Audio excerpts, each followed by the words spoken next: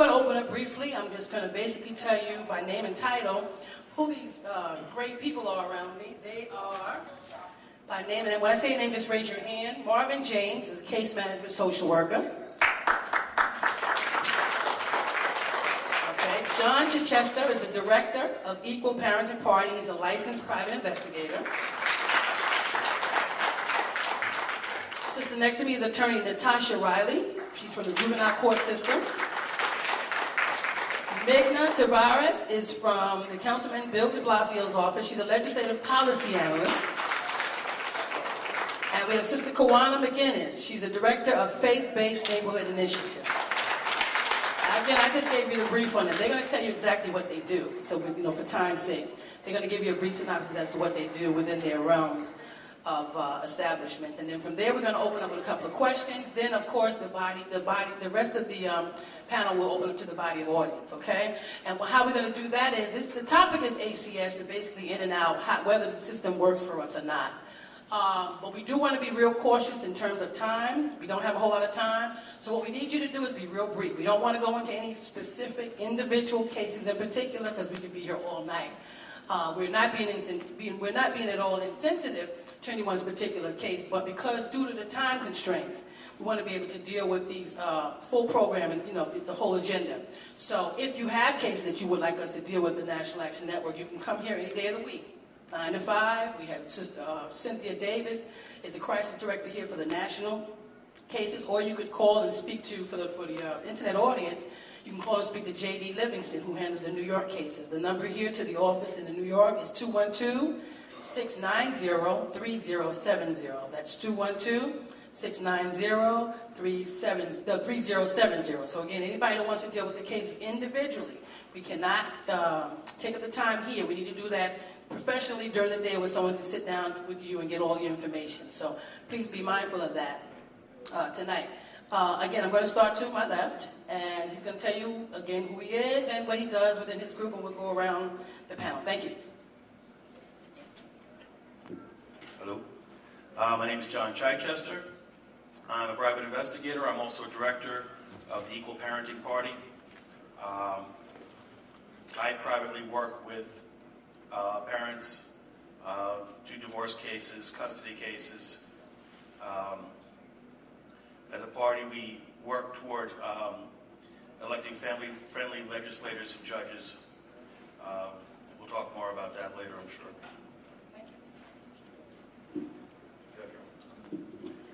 Hello, my name is Megna Tavares, and I'm a policy analyst for the Committee on General Welfare at the New York City Council. And in that capacity, it is my responsibility, along with an attorney that I work with, and the chair and the speaker of the City Council, to look at the Human Resources Administration, which is HRA. We look at the Department of Homeless Services, and we look at the Department of Children's Services to analyze the policies that they promote and/or to see if any of those policies impact a community positively or negatively. And we try to discourage the negative and encourage the positive. And so hopefully we'll be talking about some of those things today. Thank you.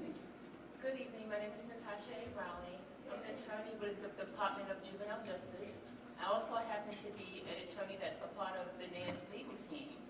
I'm currently assigned to the criminal court as an attorney for the Juvenile Justice Department. And our goal is to basically assist the court with getting juvenile delinquents out of jail. I also was assigned to the Administration for Children's Services for 4 years as an attorney. And my goal there was to make an assessment as to whose children were going to be removed from their home in regards to placement, issues of child abuse, issues of neglect, issues of murder, and all kinds of things, basically crimes against children. That's what we did as a borough.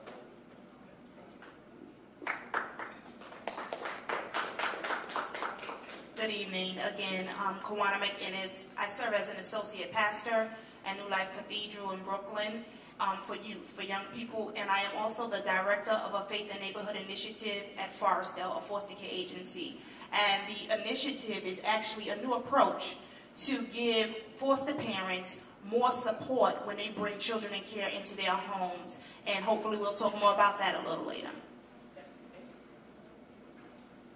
Yes, good evening. Good evening. My name is Marvin James. I'm a caseworker. I work in Brooklyn. I assist residents who are formerly homeless. I work in an apartment site. What I basically do, I assist them to maintain their housing by linking them to community resources and services, and I provide on-site case management, basically. Okay, pretty much simple. You kind of know what people do in their own rights, and we basically want to get that out. We can go right into the body of questions. The first question is, the public's image of ACS has been pretty obvious. I mean, we all see the stories on TV. You've heard about some of the most horrific cases, and in particular, that you've seen cases featured like the Nix Mary Brown case. I know you all have heard about the little girl in Brooklyn. Also, the Lisa Steinberg case, which is a case kind of similar to her, but it happened years and years ago. But it's very, very horrific, same kind of outcome, basically. We all know about the image of the ACS, but what do you feel, the question is to the panelists, what do you feel should be mentioned about ACS that the public does not know? If there's something that you know, whether pro or con, in reference to the ACS system, what do you feel that we do not know that we need to know? One thing that I think everyone should be aware of is that at the council, we have pushed to make sure that Child Safety Initiative is funded, which helps to increase the services that ACS can have, as well as to increase funding so that they can have enough child protective service workers to respond to the numbers of abuse and neglect cases that the agency receives. One additional thing that I want to point out is that one thing that in the community I don't think people are aware of is that if you mention to an ACS caseworker when she's investigating a case that someone is being abusive to a child, that is not enough. You have to call 311 and you have to be connected to the hotline. That will not initiate an investigation. If you believe that a child is being abused or neglected, you must call the state central registry in order for a case to actually be processed, because there was a case of a little child in the Bronx who, it was reported, someone notified an ACS worker, but that does not trigger an investigation. So it's important for people to know that if you're not reporting it to the hotline yourself directly, then it's not going to be taken seriously. Unfortunately, the child died, and ACS didn't have the knowledge beforehand to try to help the child, be able to be put in a safe place. So that's it. That's very important. So everybody pay attention to that. It's not enough, as you said, just to report it. I thought that just a simple report would create some kind of buzz and eventually an investigation, but there's a lot more to it. So pay attention to these responses. It's very important, and it could even save someone's life. Okay.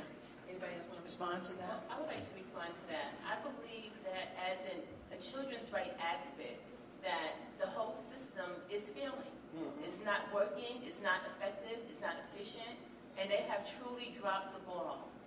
I don't believe that children should be victims in any regard, but I think that if we have an entity that has been put in place to secure the rights of our children, be it white, black, Hispanic, of any creed, they should be protected.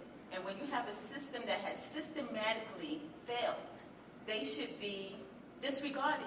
The whole system, at one point they were known as the Child Welfare Administration. Then, I don't know if anyone recalls, they were revamped. Yeah. They were revamped, and now they're called the Administration for Children's Services. I literally know for myself, and not to blow them up, I think that they mean well, but meaning well and being effective is two different things. When you see children dying in record numbers, when you see that children are being abused, children are dying now, children are being murdered now, children are being just numbers. They're really numbers. They're numbers on papers. They act as if children are doll babies. These children are human beings. They have feelings. They have issues. Children now have issues.